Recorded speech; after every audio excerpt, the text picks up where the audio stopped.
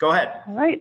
Well, welcome everyone to our distance learning computer science roundtable. We are so excited to have you here today and so excited to have 5 high school students with us as well. Our hope is that you'll be able to hear their perspectives through all of their distance learning experience over the past couple of years and especially during COVID. And that can give you some ideas to take back to your online environments and hybrid classes. And we can all benefit from this sharing of ideas. So we have some quick housekeeping here. At this point, I'm pretty sure everybody knows how to use Zoom. But if you don't, here are some tips. You can mute and unmute using spacebar if you have something to say. I think we just locked everyone due to the Zoom complications there, but we can unmute you, and if you have questions later, that's something you're able to do, or you can type them into the chat. I tend to give students whichever preference they want, and we'll do the same with you, of course. If you need to stop sharing your webcam or walk away for any minute, at the top right, you can see you have a spot to stop video there.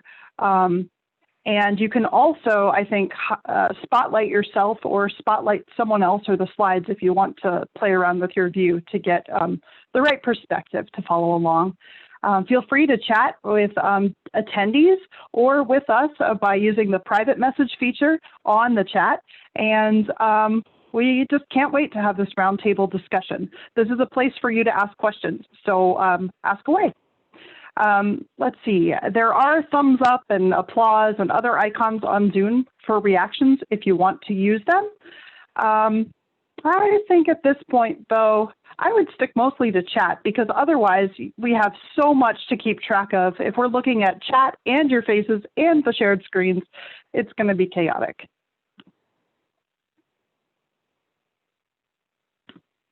All right, so without further ado, I guess I'll introduce myself to start. So my name is Rebekah Lang, and I'm a community ambassador this year for CS for All Teachers. And I'm from Cedar Knolls, New Jersey. Right now, I teach for Pennsylvania homeschoolers online, and I have about 120 students across 3 classes. I'm teaching AP Computer Science Principles. I'm co-teaching AP CSA with Miss Cynthia Lang, who's actually here tonight. I'm glad to see you. And also an Introduction to Computer Science course. I've been teaching online for about 4 years now. Well, this is year 4, and AP Computer Science Principles is where I started. I became interested in computer science basically because it was a great opportunity for me to keep teaching after my daughter was born. Miss Cynthia Lang actually approached me and said, "We need a computer science principles teacher. You could do it." And I kind of looked at her and said, "Me? I don't teach computer science. I don't know computer science." But I quickly learned. And actually, I really love it now. I think it's my favorite subject to teach. With a background in English and teaching middle school math as well, I've always loved logic puzzles and games and creative problem solving. And computer science gives me a chance to do that. So I would encourage teachers who haven't yet tried to teach computer science to try the Hour of Code coming up in December and have fun with it. It's a lot less intimidating once you've tried that hour of code and tried to teach something related to computer science. And I really do think that CS is for all teachers. So with me today, I have 5 student stars. I'd like to call them student ambassadors. I don't know if I can trademark that with CS for All Teachers, but I have 5 students here today who I have taught or at least been around long enough to know, and they are just excellent examples of the future of our computer science students and what computer science can look like online. These are 5 students who've really experienced it all and succeeded with it. So I'm hoping that they will get to share their experiences with you today. The first student I would like to introduce is Ariana Martinez. She's in 10th grade and from Hemet, California. Last year when COVID hit and everything switched to online, she emailed me and got in contact with me to kind of tutor her with APCSP on the side. So I was never actually her teacher, but I got to be involved in a small way. And I'm proud to have this connection because Ariana has accomplished some pretty great things with her computer science knowledge. So Ariana, tell us a little bit about how you became interested in computer science.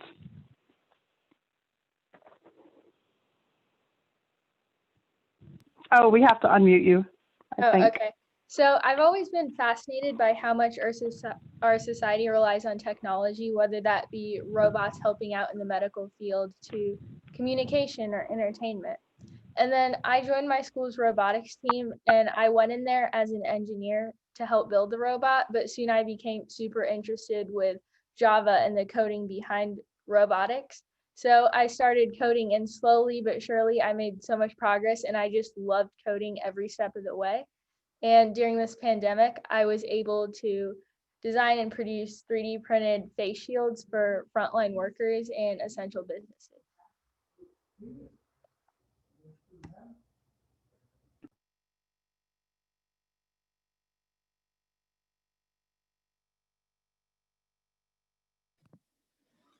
There we go.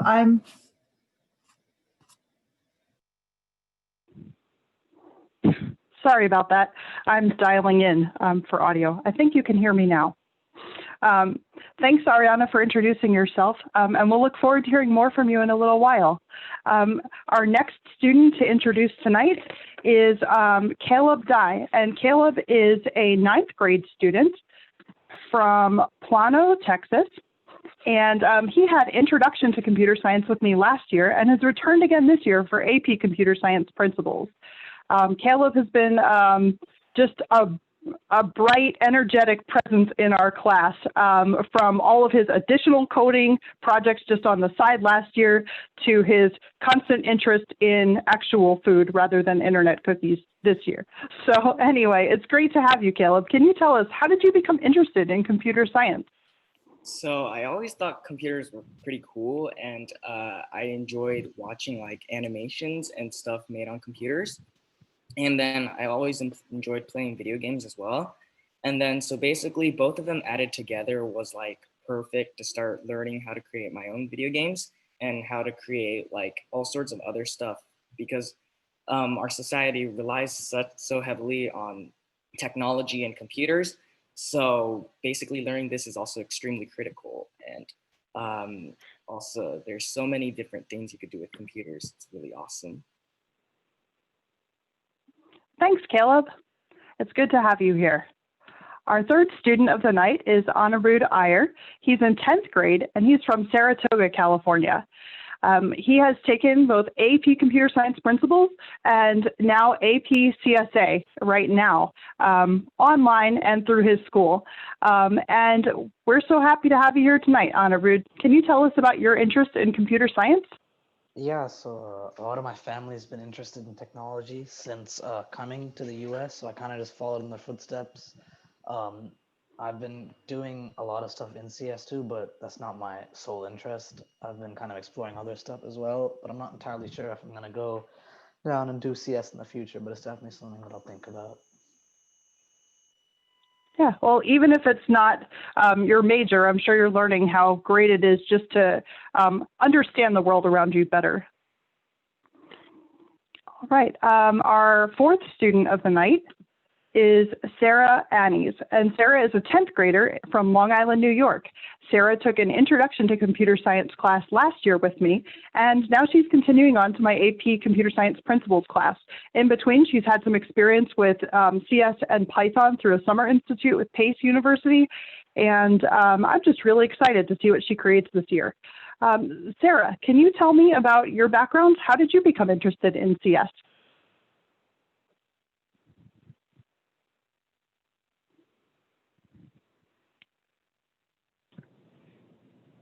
Yeah, so I've always came from a super high achieving family, and I was also homeschooled. So I was always kind of encouraged to explore different subjects and attain knowledge from all different categories.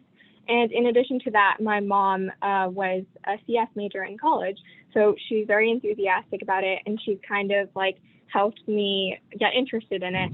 And so recently, in the past couple of years, I've started to do like random coding here and there, and it made me realize how crucial CS is in today's world, because it's really needed in like every single career. as technology advances. So then I decided to take Intro to CS with Miss Rebekah, and then I ended up in a CS Summer Institute with Pace University, and now I'm with Miss Rebekah again for AP CSP, and I'm really excited to see what else the CS world has for me. Thank you. Our final student to introduce tonight is Josiah Kondo. Josiah is in 11th grade and is coming to us from Fairbanks, Alaska. He has taken an introduction to Python class with Microsoft, and then he also had AP Computer Science Principles with me last year and has moved on to AP Computer Science AP Computer Science A this year. In addition to that, he is a TA for me for AP CSP. So he's already starting to teach and give back to the community a little bit in that way. Josiah, how did you become interested in CS? For me, well, from a young age, I really enjoyed playing around on applications like GarageBand and iMovie. I would just make music for fun and short video clips and things like that. And these applications really fascinated me, and they made me curious as to how computers and different programs work. And also, my older sister, who is pursuing computer science at Boston College, she really influenced me to study computer science.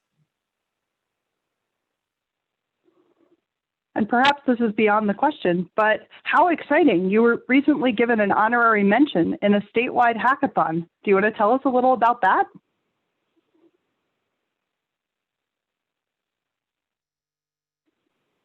Sure, yeah. So last week, my two friends and I, we joined the statewide hackathon. It was virtual, and it was my first hackathon ever, so it was really a good new experience. And we weren't like expecting to, I guess, do that well, because it was the first time for all of us, but we ended up creating and designing a website for this community project that we're doing here in Fairbanks, and we actually got honorary mention. So that was, yeah, it's just a really awesome experience. Thanks. If you're interested in knowing more about that, I'm sure you could ask in the chat and Josiah could give you a link to his website or more information there. So now, what we would like to do is ask all of our student guests here just questions about their online experiences. I know that's why you're all here today, and we're just really excited to have your perspectives. So I have some questions prepared, some that I've gotten from other teachers or that we've brainstormed together. And also, we would be happy to have you ask additional questions in the chat that you might want either all of the students to answer or anybody in particular. So I guess to start, let's start with some of the ones we do have prepared here. And I guess I'll start with a pretty general question. What makes you want to show up for a synchronous or live class? And when you don't want to, why not? Sarah, can you start with this one? Yeah, sure.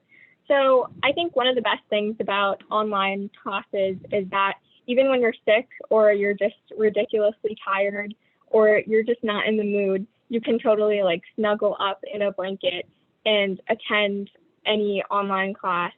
And sometimes it's fine when, like, at least for me personally, when I just need to attend a lecture, I can just do that easily. But some online classes are really fun because the teachers are so energetic and excited, and they incorporate activities and social interaction with classmates. And I know for a fact that this makes students want to come to class and participate. And in addition to that, like, I personally love interacting with people. So seeing friends or seeing that one entertaining kid who talks in the meeting goes a really long way for students. For a lot of classes, the live meetings help you a lot with the assignments for the week. So you're more guided, and like, at least if you are a motivated student and you want to do well in the class, that also contributes. And I know for a fact that I force myself to attend class because I know it will make assignments easier on me. Thanks for sharing there. Let's see, would anyone else like to follow up?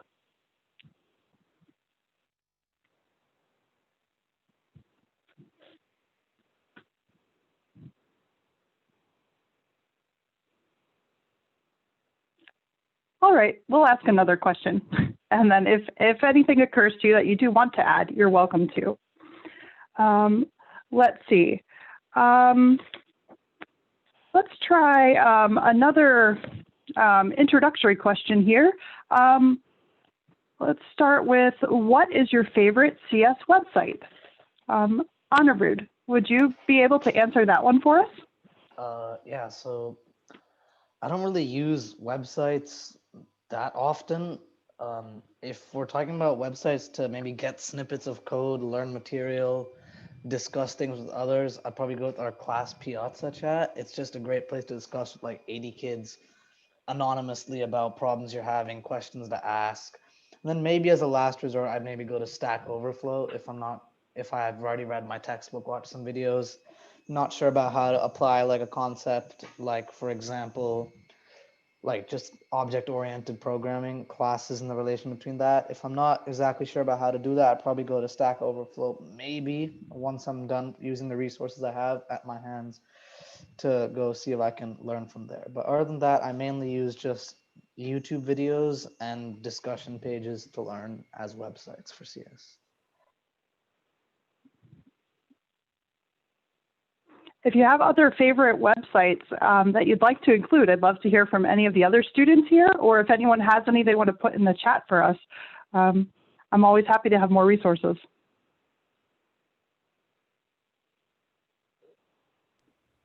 Well, my favorite CS website has got to be CodingBat, because all of the problems on CodingBat are smaller versions of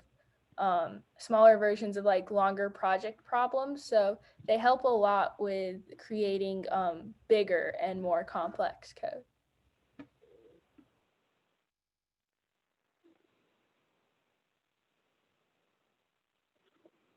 Someone else really likes CS Unplugged.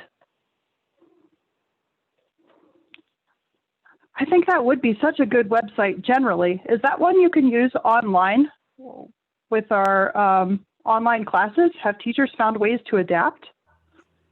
It's a good question. I've used it with elementary teachers, but I'm not sure. I think it's not used like on like an online class itself, but they have a ton of activities where you don't necessarily need a computer to do computational type activities with students. So I found sometimes some of the best activities we do in a class are things that were adapted from unplugged activities, where you're kind of taking unplugged and plugging it back in. But I wonder, we'll have to explore that one at some point. And Caleb, you use Khan Academy. That's a classic too. That's becoming, I'd say, just about as standard and as part of the curriculum as code.org, which is still my favorite. It's where I started, and they're just great. Right. Caleb, let's ask you a question. What's one thing that you wish all online teachers knew about their students?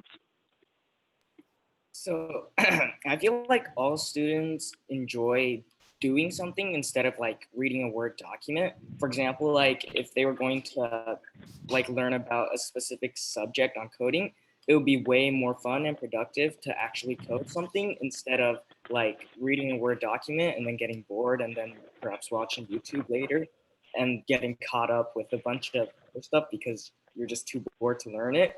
So I feel like hands-on activities is way more fun for students because I personally myself, I end up getting way more accomplished if I actually do something, if I actually code, because I could learn from my mistakes and I could improve on like any spot I feel like I need improving. And it really helps me develop my problem solving skills and also learn more about like the subject which needs to be learned. And in my opinion, it's just so much better than sort of boring activity. Absolutely. Does anyone else want to share one thing they wish that all teachers would know? I think one thing that stands out to me a lot out of all my teachers is that, like, specifically Miss Rebekah has a lot of flexibility. So, like, if we did bad on a test or like we just didn't do the best on an assignment, she always gives her students a second chance.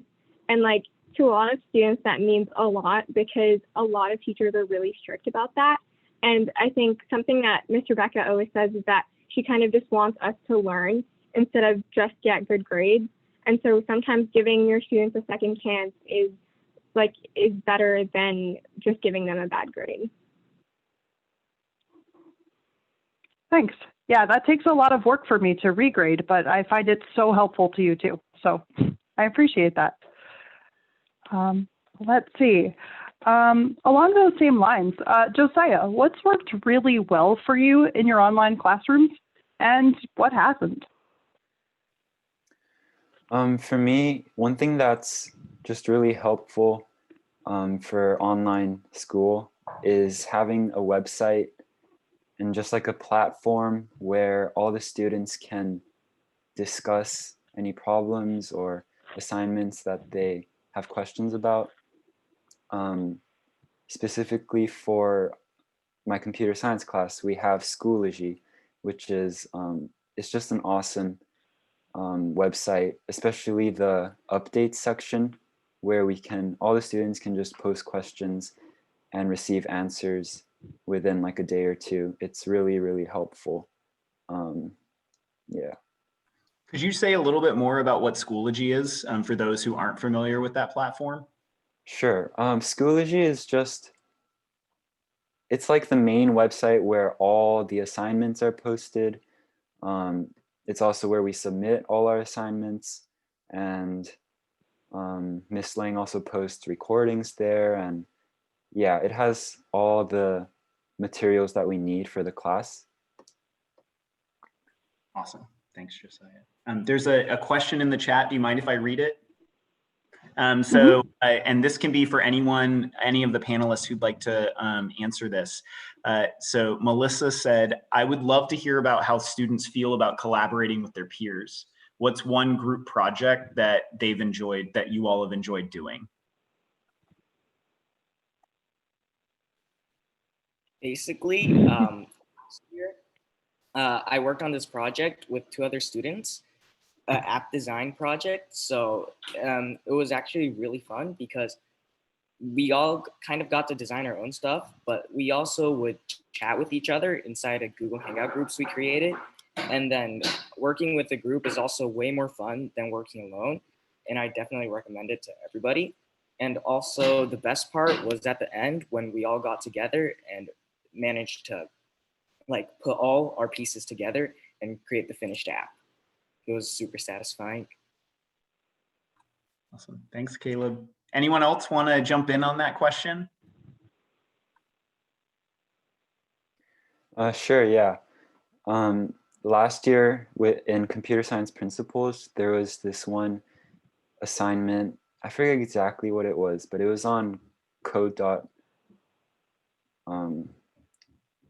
What was it called again, Miss Lang? Code? On code.org? Yeah, code.org. And the project was just 3 or 4 people drawing something together.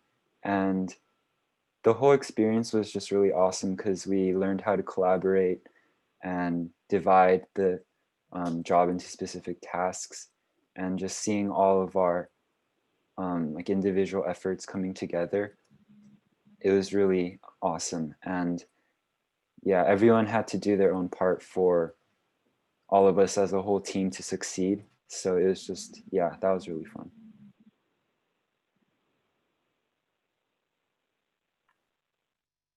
I think I saw one person about to unmute, if you'd like to. Oh, sure. Okay. So this year, my favorite group project we worked on is when we were learning about objects. It was kind of confusing. So our teacher got groups together of about 10 students, and we all joined a Google Hangout.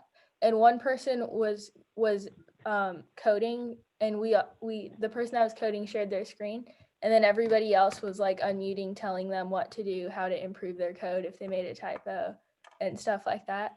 And I found that super helpful because then like you realized where your mistakes were and it helped you understand the material better.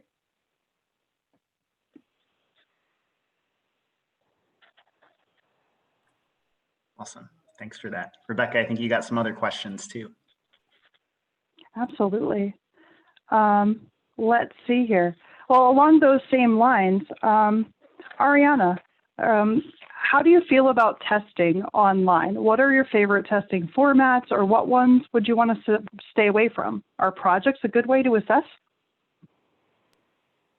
Well, personally, at my school, we don't have like tests in the same way that we did in the years before because our teachers can't, because where I live, it gets really hot, and like there's some weeks where it'll be like 118 straight, which completely destroys people's Wi-Fi.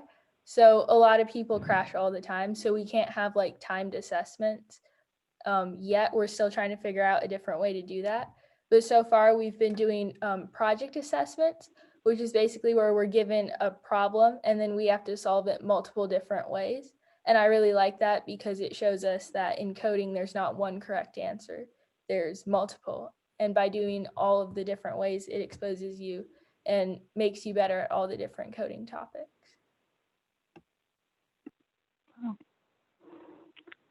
I thought I had challenges to overcome. I can't imagine 118 degrees cutting out my Wi-Fi. That's wild. All right.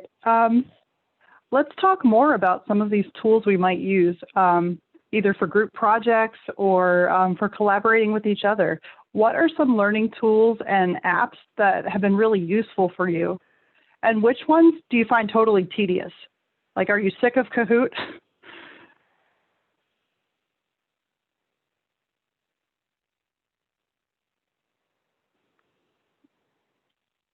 And this is a question for anyone. I think something I found really cool last year in Intro to CS was towards the end of the year, we started a unit where we needed like to plug in a circuit board and like code with that. And it was really cool to have something like hands on that like you could physically touch. And like when you put in your code and you ran it like let out different like outputs like sounds or colors and stuff. And that was kind of a really interactive way to learn how to code.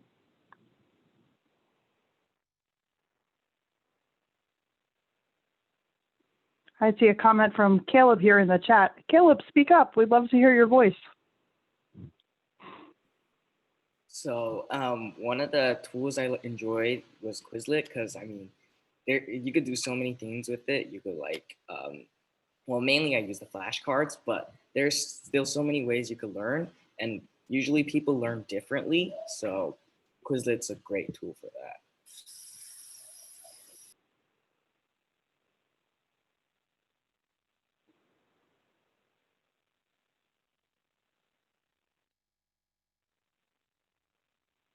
What other learning websites do you like, or do you wish you didn't have to use?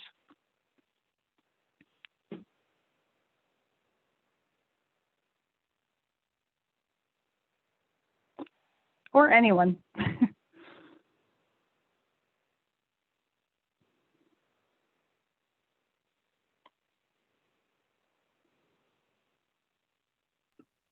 So there's not really one website that I don't like using because all of them help me in different ways in coding.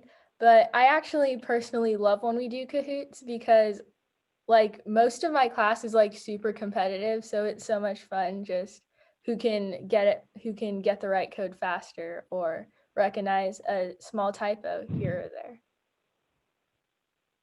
there. Another one like that is quizzes. I know some of my students have used quizzes before. So if you're a teacher looking for variety, that can be another option too.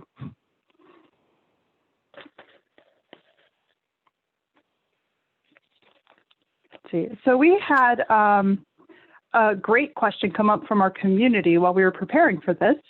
And they said, if you could take over an online classroom for a day, what would it look like? How would you run class?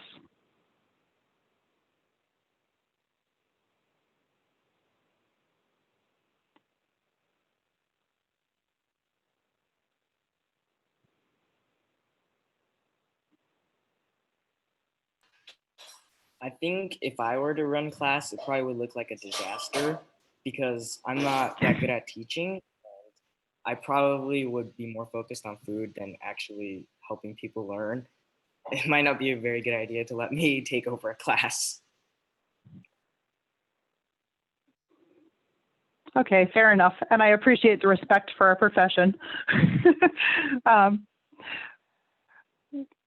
What kind of activities might you want to lead if you were a capable teacher? Probably like a cooking class. Okay.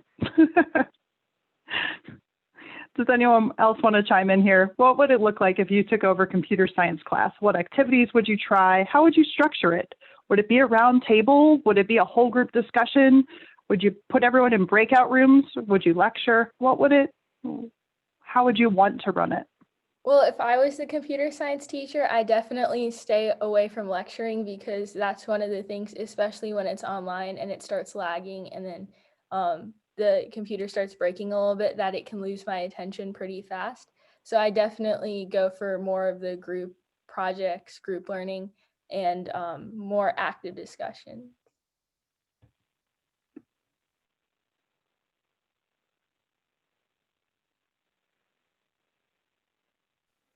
Yeah, I agree with that. I think I would also have like a lot of group activity, trying to get everyone to be engaged, because on top of like bad internet connection or technical difficulties, sometimes like I myself, I'm guilty of this too sometimes, but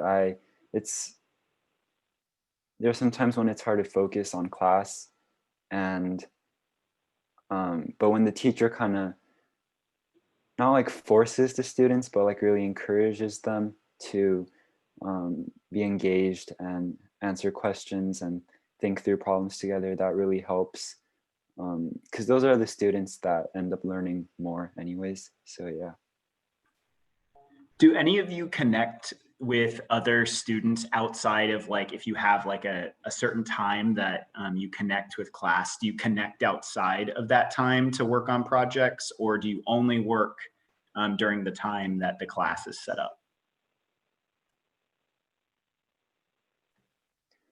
For me, I'm part of like 10 different chat rooms where like all the students from one class are in one chat room together. And it's not always like about school and the homework. We talk about a lot of different things. But yeah, so it's not just limited to class. I think most of us have that kind of like outside connection as well.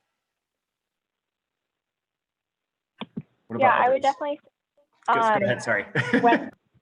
Yeah, I would definitely say when like you have a group project, a lot of times with like homeschoolers, at least we have very flexible schedules. So like it's easy to coordinate that outside of class time. In addition to that, I think in academies like Pennsylvania Homeschoolers, which I'm a part of largely, the students create like a whole network on a platform like Skype, where there are like a variety of chats for like socialization, as well as chats for like every class where students can like discuss assignments and projects and ask questions. And it kind of like really helps them get to know each other and like create a bond, especially when you're like all working towards the end goal, which is like getting a good score on the exam at the end of the year. And this has been really enjoyable for me specifically. I think, especially since I'm an extrovert stuck in the house because of COVID, I can definitely say I've made friends with a lot of kids in my age range, maybe about like 30 or 40, just from like online school classes.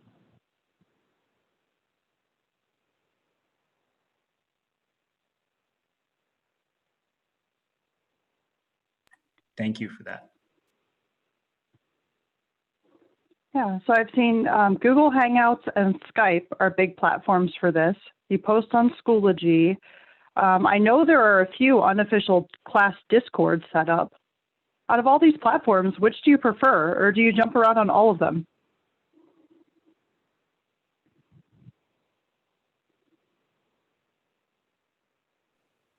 I personally jump on all of them. Because there's some students who like don't have Discord or they can't use Skype or so yeah, I'm in chat rooms from like all three of those platforms. I only have Google Hangouts, probably because I'm too lazy to set up like a Skype or a Discord. But and I never really had a good reason to yet. But I think I'm probably going to make one soon if a lot of cool people are on there.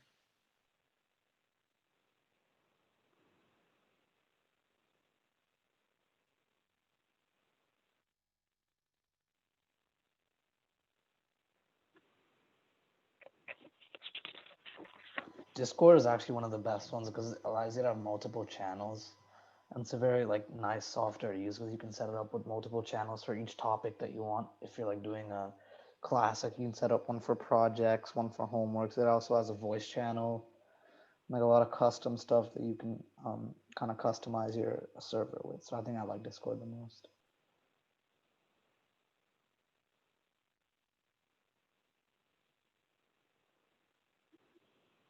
I've heard that some teachers are starting to create classes on Discord. Would that make the platform better or worse for you if it was an official teacher-created Discord? Like, is it better that it's student-run?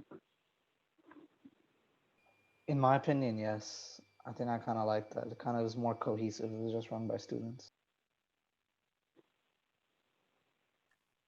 I recently met a teacher virtually who, a computer science teacher, high school computer science teacher, who uses Twitch. And whenever he grades assignments, he actually will do a live Twitch and like have the names blurred out so then that students can log in and see how they're doing and like what other sort of work people submit, but you don't see the names of it. And I just thought that was kind of interesting. I've never heard of that before, but I thought that was a cool concept. That does sound cool. I'll have to look into it.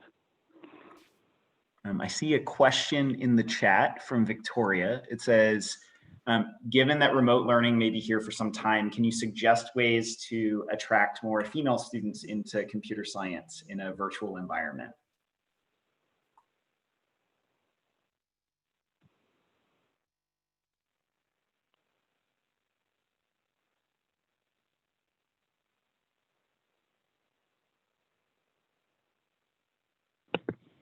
I think that's actually an interesting question because I think it's often like a stereotype that like girls aren't that into STEM subjects, but I think in all the computer science classes that I've been in, there have been quite a lot of girls, and I think that's very impressive.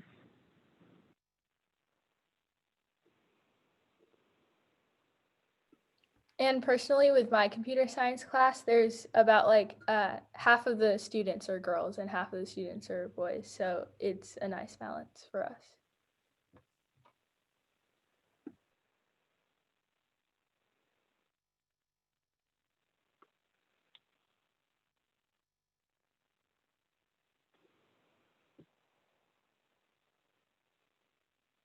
All right. I think recruiting specific students to classes is always going to be a challenge online. That's something I've thought about a lot too as an online teacher. If you have any other ideas that could make content just either more appealing or make the subject more interesting, or maybe just reach out to kids who wouldn't have heard of these classes before, I for one would love to hear them. I know it can be really hard to recruit everyone to our classes, and we think CS is for all, and we benefit so much from all of the diverse viewpoints that we have joining us. So if other ideas come to you as students, or if anyone else in the chat has some ideas there, I know I'd love to hear them. Let's see. I had one other question that came up when we were planning this. Another teacher asked this, and you can forget that I'm some of your teacher, you can forget that I'm your teacher for those of you that I am. But what are some teacher behaviors or tools that you wish we would just stop right away? Is there anything where you say, oh, that's got to go?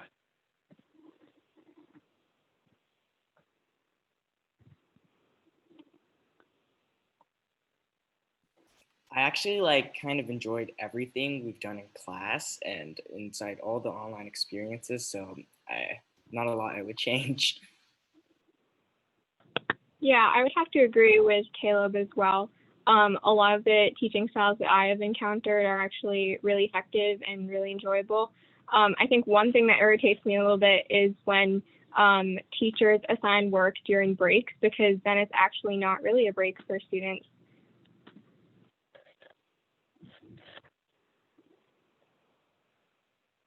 I can agree with that. It's not a break for us teachers either, because then we have to come back and grade everything. So,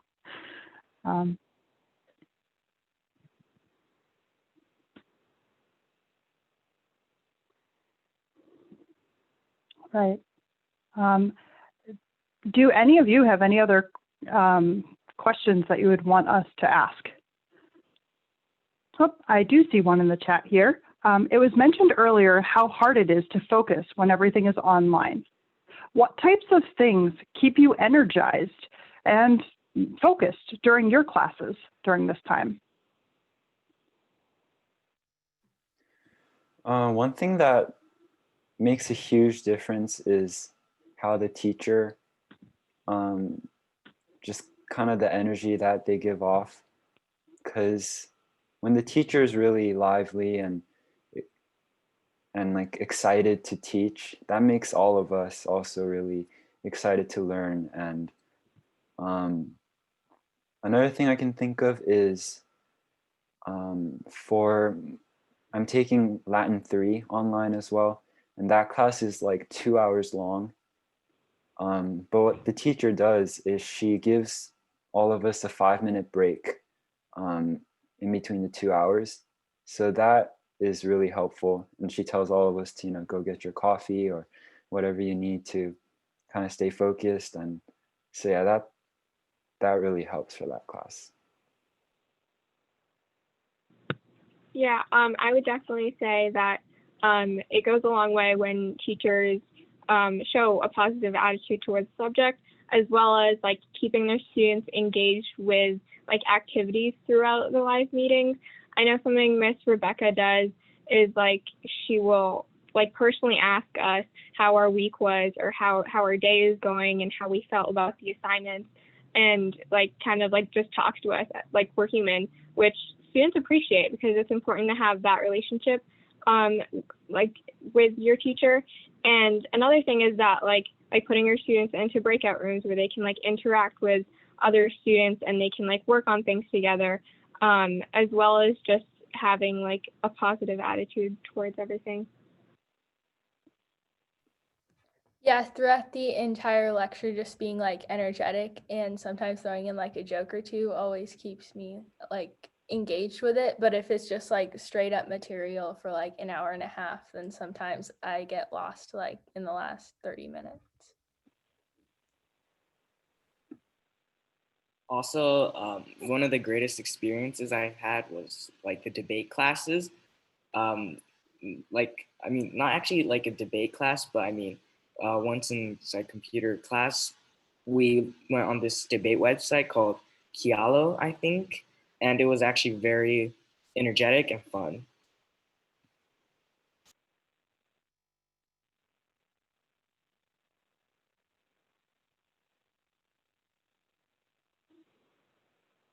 Josiah, we have a comment from you in the chat too. Yeah, remind you that there's an actual teacher, not just a voice behind the screen. Mm-hmm. It's funny that I had to read that. It's not from your voice, the actual student behind the screen. All right. Let's see. That's all of my questions for today. Do you have any closing thoughts? Is there anything else you'd like to tell teachers? Any last words of wisdom or advice or other questions you might have before we close? I think something that I always think about as a homeschooler who kind of like grew up with my mom teaching me, I would say that a lot of it is about how it's like a learning experience for both the teacher and the student.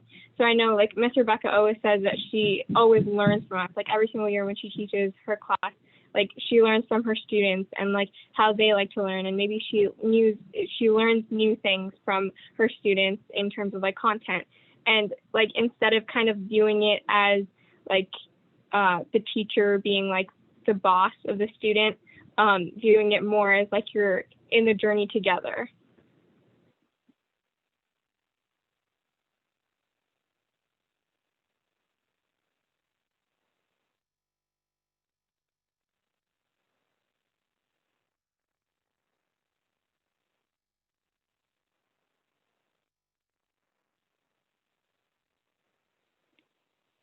All right. Thank you. I would agree. I do think it is a journey for all of us. I mean, here we are. Now we've done our first student webinar with you here as our roundtable students. So thank you so much for coming today. We have one last screen to share, I think, before we close. So I will put that back up and skip through some of these questions and turn it back over to you, Joey. Sure thing. So thank you all so much to our student panelists. Just really excited to hear your perspectives on here. And if you're listening to this is clearly a recording. And we have a few things that are upcoming for our community members. So next Wednesday on October 28th, we have another webinar called Bits and Bytes about the Computer Science Teachers Association Conference and becoming a presenter. And so it's at a similar time. So Wednesday, October 28th at 4:30 p.m. Pacific and 7:30 p.m. Eastern. This is a great way for teachers who are interested in presenting at the virtual Computer Science Teachers Association, and would love to have you there. And then as always, if we can go to the last slide. We really appreciate you taking the time to show up to the webinar on here. And as a reminder, CS for All Teachers is a free community. Membership's free. We're funded through the National Science Foundation. It allows you to connect with other CS teachers, participate in webinars like this, and access free resources for your classroom.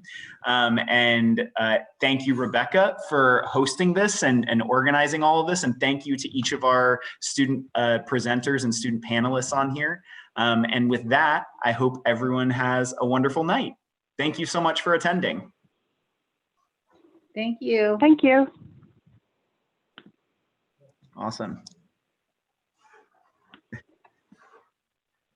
All right, have a good one, everyone. I'm going to stop the recording now.